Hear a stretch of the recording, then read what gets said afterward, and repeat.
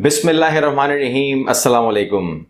जहांगीर तरीन के तहलका खेज इंटरव्यूज का सिलसिला जारी है और हर टीवी चैनल उन्हें कवर कर रहा है, बुला रहा है, क्योंकि जब वो आते हैं टीवी पे तो फिर रेटिंग बढ़ जाती है।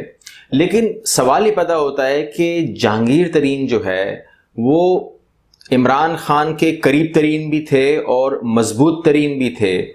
तो ऐसा क्या मामला हुआ कि ये बात जो है वो बैठ के हल नहीं हो सकती थी और मामला जो है अब एक सिस्टम के ज़रिए या कानून के ज़रिए या तमाम मामला होंगे, उसमें से क्या जहांगीर तरीन साहब को अलग नहीं किया जा सकता था या डायरेक्ट लड़ाई हो गई है इमरान खान की और जहांगीर तरीन की और वो कोई बदला ले रहे हैं एंड सो ऑन। लेकिन लड़ाई कैसे हो सकती है उसकी वजह भी समझ में नहीं आती। बहरहाल हम कोई सनसनीखेज बात नहीं करेंगे, हम बात करेंगे समझने वाली।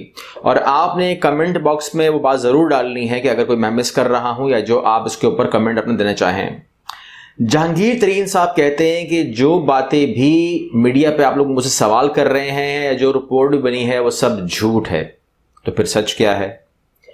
अब मामला ये कि अगर ये सब झूठ है तो ये झूठ आपने इमरान खान साहब के सामने आपने रखा, तो अगर उन्होंने आपकी बात सुनी तो उनको यकीन क्यों नहीं आया? अगर उन्हें यकीन नहीं आया तो हम यकीन क्यों करें? देखें, हमें बात यह है कि हम इस टाइम बात करेंगे बिल्कुल न्यूट्रल, हमें कोई लेना देना नहीं है इन लोगों से, क्योंकि ये हमारी क्लास ही नहीं है।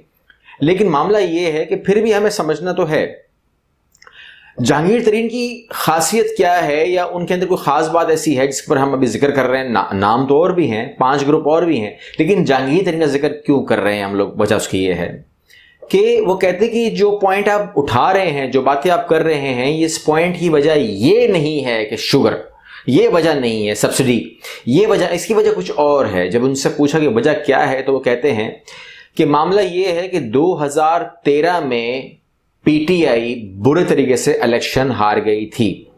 हमने धांधली का रोना रोया, ये उनके अल्फाज हैं, रोना रोया। तो पूछा गया कि क्या रोया, मतलब कि झूठ था आपका रोना? उन्होंने कहा झूठ नहीं था, चंद जगह पर धांधली हुई भी थी। लेकिन इस पर उन्होंने अपना खुल के बयान दिया। उन्होंने बोला बात यह है कि हमारे पास इलेक्शन जीतने के लिए कैंडिडेट्स ही नहीं थे, यानी कि वो मखसूस चेहरे या मखसूस लोग ही नहीं थे जो इलेक्शन जीतते हैं। उनका इशारा पॉलिटिकल फैमिलीज की तरफ था। उन्होंने साफ कहा कि पंजाब के अंदर एक कल्चर है पॉलिटिकल फैमिलीज का। वो कल्चर का मतलब ये है कि अगर आप उस कल्चर से बिलोंग करते हैं, यानी कि कुछ मखसूस चेहरे हैं जिन्होंने जीता नहीं होता है, तो वो अगर किसी पार्टी में भी होते हैं तो वो अपनी सीट लेकर आते हैं, उनकी अपनी वैल्यू है, अपना ब्रांड है, उनको जीतना है। अब उनके खिलाफ आप किसी को भी खड़ा कर देंगे तो वो हार जाएंगे। अब मामला है कि वो किस सीट को लेते हैं, किसको पकड़ते हैं, वो मामला है। 2013 में जब इलेक्शन हार गए तो जहांगीर तरीन साहब कहते हैं कि मैंने इमरान खान साहब को सुकून से बिठाया और उनको बताया कि जिस तरीके से आप इलेक्शन जीत के वज़ीर-ए-आज़म बनना चाहते हैं, ये ख्वाब या ये ख्वाहिश मुझे मुकम्मल होते हुए नज़र नहीं आती है। तो इमरान खान ने कहा खुल के बोलो, क्या कहना चाहते हो? तो कहते हैं कि मैंने बताया कि जिस टीम के साथ आप ये मामला करते हैं, आपके अंदर कोई खराबी नहीं है, ना पार्टी में कोई खराबी है, तमाम लोग अच्छे हैं, लेकिन ये कैंडिडेट्स विनिंग कैंडिडेट्स नहीं हैं। ये वो कैंडिडेट्स नहीं हैं जो आपको इलेक्शन जीत के देंगे।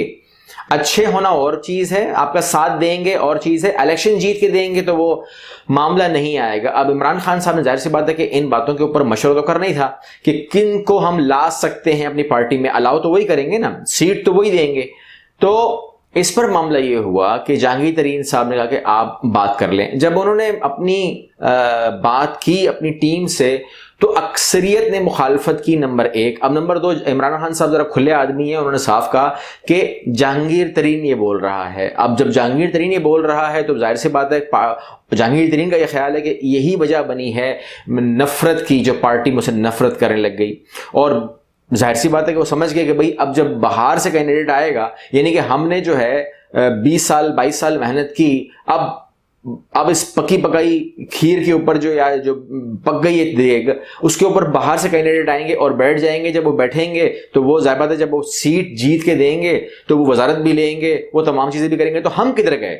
बड़े इनके कंसर्न आ गए, उन्होंने इमरान खान के सामने कंसर्न रखे। मगर जहांगीर तरीन कहते हैं कि मैंने राजी किया नंबर 1 इमरान खान साहब को कि आप ये कदम उठाएं अगर आपको वज़ीर-ए-आज़म बनना है, इलेक्शन जीतना है। वरना आपका 5वां नंबर भी नहीं आएगा, क्योंकि वो कैंडिडेट जो है जिस पार्टी में भी होंगे वो पार्टी ने जीत जाना है। और पंजाब जो है वो इसमें की रोल अदा करता है कि जो, हाँ, मानना ये है कि जो पाकिस्तान, जो पंजाब से लीड लेगा वो फिर वो पंजाब की असेंबली उसको मिल जाती है और उसको प्राइम मिनिस्टरशिप भी मिल जाती है। अब मामला ये आया, कहते हैं कि जब 2018 के इलेक्शन हुए तो उस वक्त आप एनालाइज कर लें, वो अपना क्रेडिट लेते हैं, खुद अपने मुंह से क्रेडिट लेते हैं। वो कहते हैं 80% वही सीटें आई, वहां से सीटें आई जो हमारे पॉलिटिकल फैमिलीज के लोग थे। कुछ पहले से हमारे साथ थे, तकरीबन 20% पहले से हमारे साथ थे। और वो कहते हैं कि 60% को मैं लेकर आया, मगर कहते हैं रिकॉर्ड चेक कर लीजिए 2013 के बाद शामिल हुए। तो खुला बोलते हैं कि उनको मैं तोड़ के लाया हूं, उनको मैं पकड़ के लाया हूं, उनको मैं लाया हूं, ये मेरा क्रेडिट है। वरना अगर वो ना आते, यानी कि फॉर एग्जांपल आप 60% तो बहुत बड़ा नंबर हो गया ना, तो वो कहते हैं कि ये तो वो खेल होता है कि जो 2 4 6 सीटों के ऊपर भी आगे पीछे ऊपर नीचे हो जाता है। तो मैं तो जो पार्टी, जो पूरी पार्टी ने परफॉर्मेंस दी है वो तकरीबन 20-25% है। और जो मैंने जो मेरा वो था उसने 80% काम किया।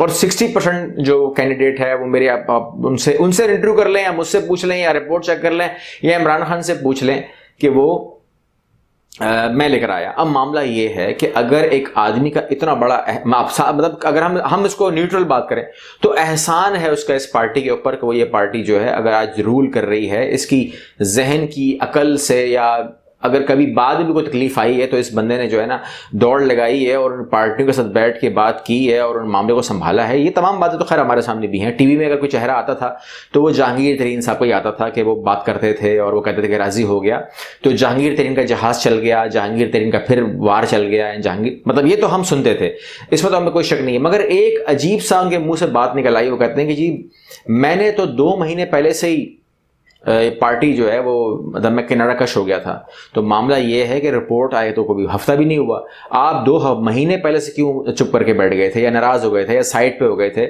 प्रेशर कहाँ था? कुछ नाम तो आप लेते भी हैं, कुछ और नाम ले लीजिए।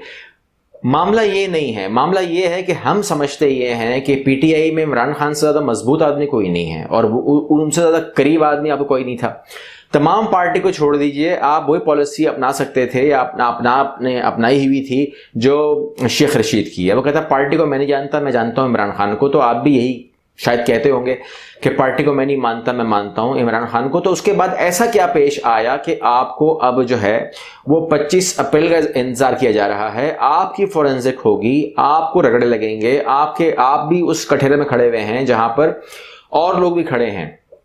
इसमें तो कोई शक नहीं है कि इस मामले के ऊपर जो है मामला हो सकता है कि बहुत बुरा हो आपके साथ, लेकिन बहरहाल अच्छा हो या बुरा हो, लेकिन आज कुछ भी ना हो, अगर कुछ भी ना हो, जो लोग मैंने पिछले वीडियो डाली थी कहते हैं कुछ भी नहीं होगा, अगर कुछ भी ना हो तो फिर भी जो तजलील हो रही है वो तो हो रही है। अब इस तजलील को तो मैं माइनस नहीं कर सकता ना। अब मान लीजिए कुछ नहीं होगा तो तजलील तो फिर भी होगी। तो अगर तजलील हो रही है तो उस तजलील का जिम्मेदार कौन है, हमें ये मालूम करना है। और अगर आप सही हैं तो आपको सही क्यों नहीं माना गया, और अगर आप गलत हैं तो आप ये क्यों आज भी ये कह रहे हैं कि मैं बिल्कुल 100% सही हूं, आपकी सब्सिडी भी सही थी, आपकी तमाम चीजें सही थी। बहरहाल आने वाला वक्त ये बताएगा, और अब वो तारीख भी दूर नहीं है कि हमें मालूम चल जाएगा। लेकिन बहरहाल जो कुछ भी होने जा रहा है दिलचस्प होगा। अल्लाह हाफिज।